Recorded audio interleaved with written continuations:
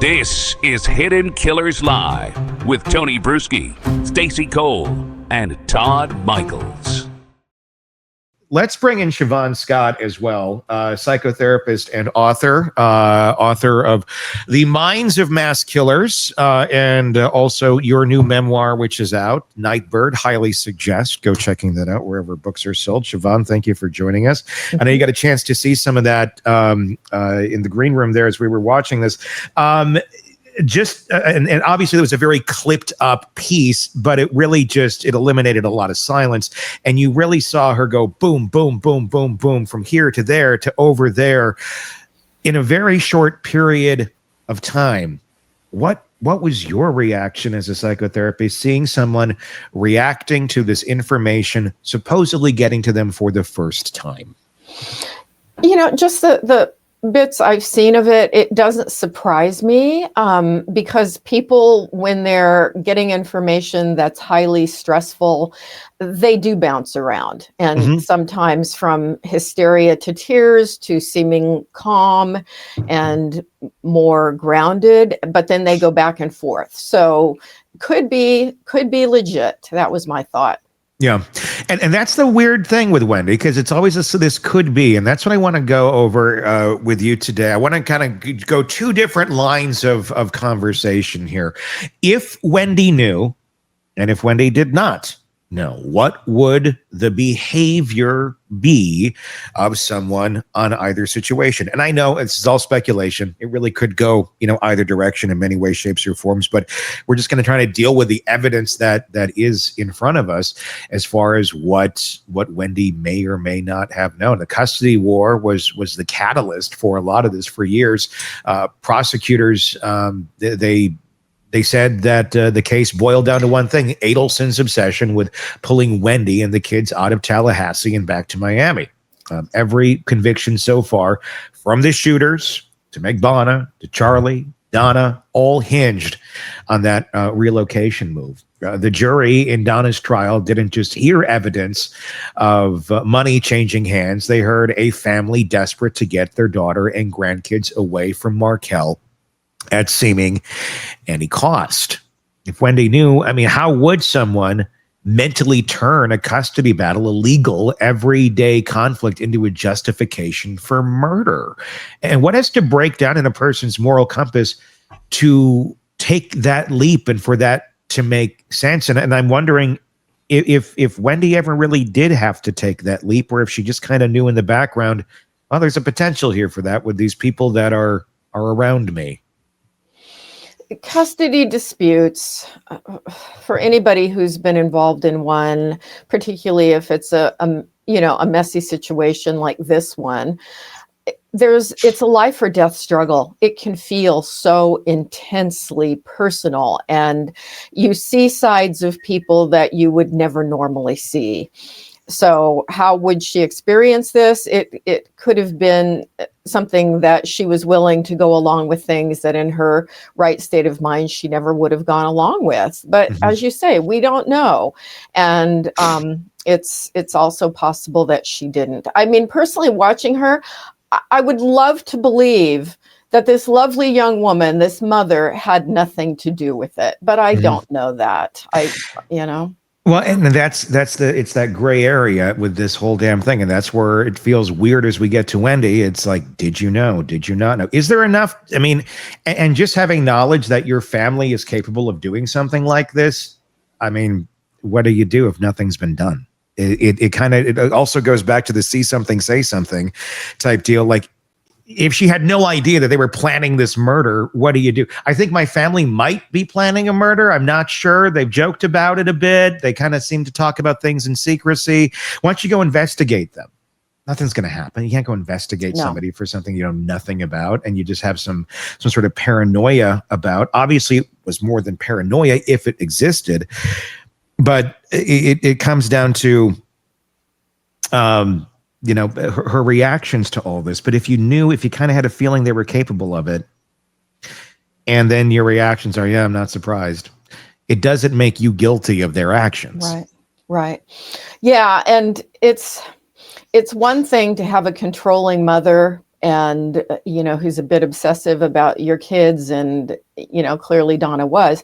But the leaping to murder is quite a leap. And if in fact they've never done anything like this before, it's reasonable to assume that she just thought that the jokes about, that her brother was making about, a hitman or killing him or whatever. People do joke about things like that. And it's usually in a custody dispute where you hear people say those things. And one part of them might have that as this subliminal wish, but it's quite a leap, as you say, to actually hiring a hitman. Yeah, it is. And I think when people are going through divorce, or they've been betrayed, or dare I say, even cheated on, you start thinking things that you normally wouldn't think. Yes. It's a trauma response. And again, it doesn't mean that you go stand on a street corner and go, hey, buddy, I got to. Where's a glimpse into Stacy's mind right now? Well, things happened to me, and I felt really angry. Did you think you could just go somewhere in downtown Wausau and go, hey, buddy? But I never did that. I mean, if there was ever justification for being nuts, I'm just asking, did you think you could go to a street corner in Wausau and just do that? To see who shows up? I do hits on the side. I know I'm selling lemonade over here, but my 14-year-old over there just got a new rifle, looking to make some money for college. Hey, there's a lot of hunting and fishing that goes on around here. It's possible. It's possible. Yeah. But I didn't resort to anything like that. I got angry and hired an attorney. Yeah. And that's what rational people do. Yeah. And you pack your shit and you move out and you move on with your life. So what happens in somebody's brain that they resort to this? That they don't go to this normal pattern of, okay, how do I pick up my life and move on and get going with things? They resort to this, that I need to eliminate this person. Yeah, would life be easier if this person were gone? Absolutely. Is it the right thing to do? Not at all. There's a way to separate your life from somebody who's caused you pain so that it's over. Yeah. You get to move on. They don't have to be dead for you to move on. So where's this disconnect between a rational person who says, okay, well, that person's going to be my ex and I never have to deal with them again, or I'll let my attorney deal with it, to I need to eliminate them from the face of this earth. Right. It's as you say, it's not rational. And that's the thing that I think makes this case so unusual, is this family that appeared to be so loving and, upstanding in the community, and people thought well of them, people perhaps that didn't know them other than superficial level. There's just this core of rot here that people like this, with this appearance, would stoop to something like this. And now that there's been 2 convictions, well, more than 2, if you include the hitman and his cronies, it's why we're talking about it, because it is just flippin' weird. Let me ask you what you would take of the authenticity of the portion of her police interrogation early on, where she is bringing up a lot of people. We quite often go back to the piece in the interrogation where she does bring up her family, and she brings up her brother. Well, he joked about this, but he really is, if we're going for context here, one of many people that are brought up as any random possibility, including Dan himself. She openly contemplates, could have Dan killed himself? And the answer is a resounding no, over and over in her own mind. But she's it feels like she's exploring all this. I mean, and then he has a new girlfriend. Could that be anything? Of course you would think about those things, but she seems to work that out, going, no. She does go to weird aspects of, she's real pretty for 50. In the middle of all this, but I get your mind's kind of going everywhere at that moment in time. She does identify, or attempts to identify, or at least look at all the possible roads and paths of what could have happened to Danny before just going to Charlie and her family herself. But she does identify that as a possible road very early on. What does it say about any of this? It feels like, people do go to this could have been kind of thing, and it feels legit to me. Yeah. I mean, again, I can't say I'd love to be a mind reader, but it's not surprising to me if this was news to her that her brain would be taking her in a lot of different directions. Mm-hmm. Yeah. And then it's also, you have to wonder where her brain is then taken shortly after this, when she does start talking to mom more, and the conversation ends up, going back about her own ex-boyfriend, and the idea of, well, where were you that one day at this point in time in the afternoon? Is that setting it up, or where will you be? Because that was preemptive. That's the weird part. It's not of a where were you? It's where will you be? Where will you be traveling on this specific day? And will it maybe line up with where this murder takes place? Those are the little nuggets that she's thrown out into the ether that make you go, why would you even ask that if you know that there's nothing going on that day? Mm-hmm. Right. That makes sense. Let's take a look at, this is some testimony. I grabbed testimony from the Charlie Adelson trial, not Donna's. We just watched Donna's not too long ago, because I think the closer we can go back in time, or the further we can go back in time, the more raw of an emotion and reaction we can get from Wendi. And I know we can go back even further to the McBonna and all that, but I thought some of her reactions specifically, because they were pointing a lot out to Wendi in Charlie's trial, and getting her reactions there, may even speak louder. She was more descriptive. She spoke more in Charlie's trial than she did that of her mother. Let's take a look at her reaction here to this when talking about Charlie. Maybe if I hadn't divorced him, he would still be alive. Maybe this is my fault because I complained to the wrong person.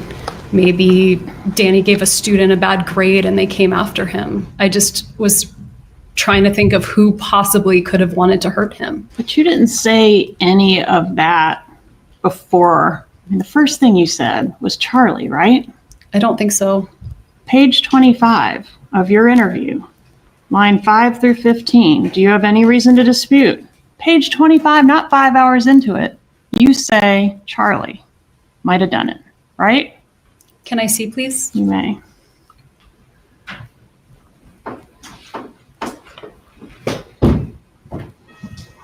This is going to be tab 1, page 25.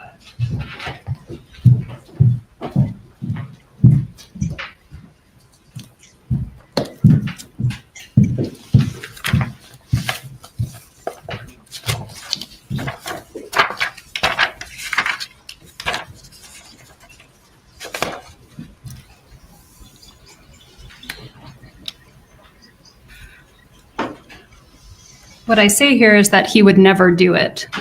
Right under the highlighted part, I say, no, he would never.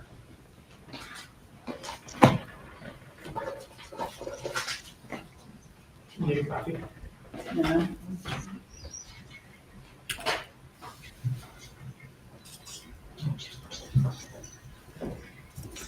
Page 25, line 5 through 15. I mean, my brother, the one, his name is Charlie, the one I'm really close to. He makes a lot of jokes in that taste, and it was a joke he made. He bought the TV for me this morning that got broken, and then I was talking to him about whether it made sense to pay or fix it, or whether I should get a new one. And it was always his joke that, he knew that Danny always treated me badly. And it was always his joke. He said, I looked into hiring a hitman and it was cheaper to get you this TV. So instead I got you this TV. And you do say you don't think he would do it, but can we agree you brought up his name on page 25 of the interview? I did. When asked, would you ever ask someone to do something like this? You say not in a million years. When asked, okay, do you think someone would do this for your benefit without asking you? You say no. And when Isom starts to ask you, what good does it serve? You say, I mean, my brother, the one, his name is Charlie. Isn't that how it went? This is the transcript, but I think there's also inaccuracies in the transcription. Oh boy. All right.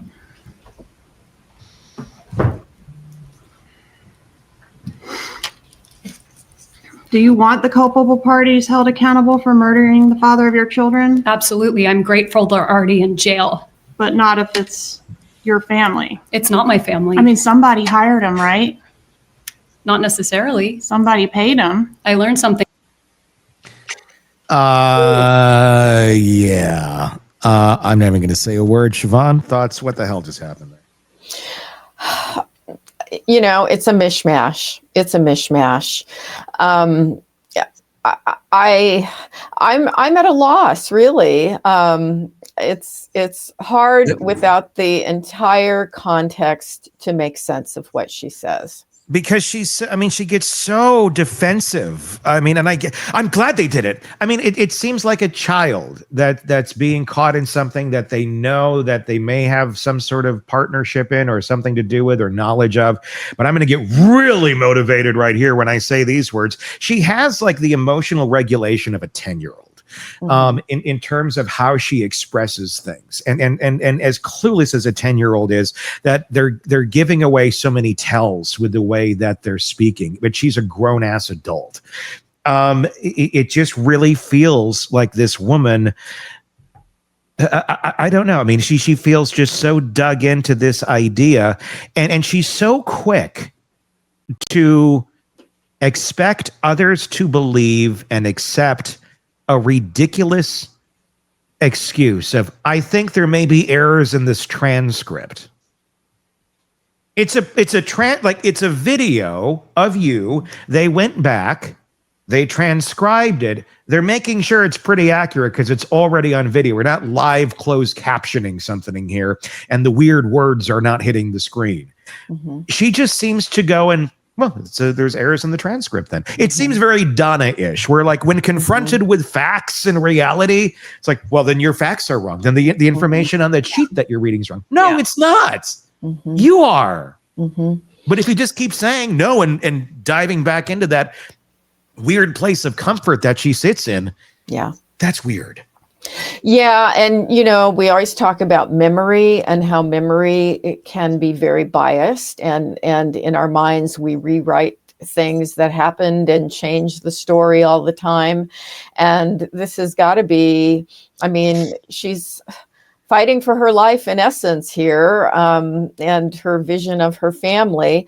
And so is this intentional? Is it unconscious? Or is it just she's trying to rewrite history because it feels better to her, so it reduces her dissonance? And with a family like this, you almost need to. I mean, whether you've been involved with their acts or not, I mean, I would think just to kind of mentally do the gymnastics to keep going every day and not say, what am I doing?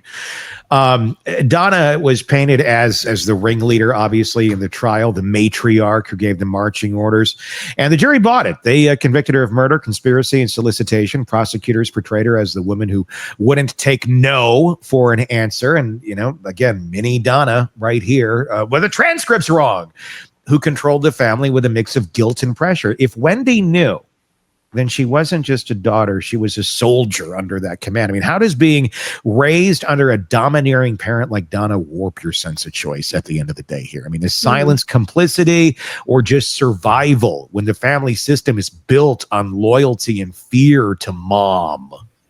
Yeah, loyalty to family above all, and keep mom happy and do mom's bidding. The interesting thing is, for a person raised in a family like this, they don't realize that their family is off. They don't get that this is not normal. And that's, I think, the thing that makes it so insidious. As I keep saying, it's like the mafia, you know, it's like, this is just the way we do things. This is our culture. Want more on this case and others? Then press subscribe now and don't miss a moment of true crime coverage from Tony Bruschi and the Hidden Killers podcast.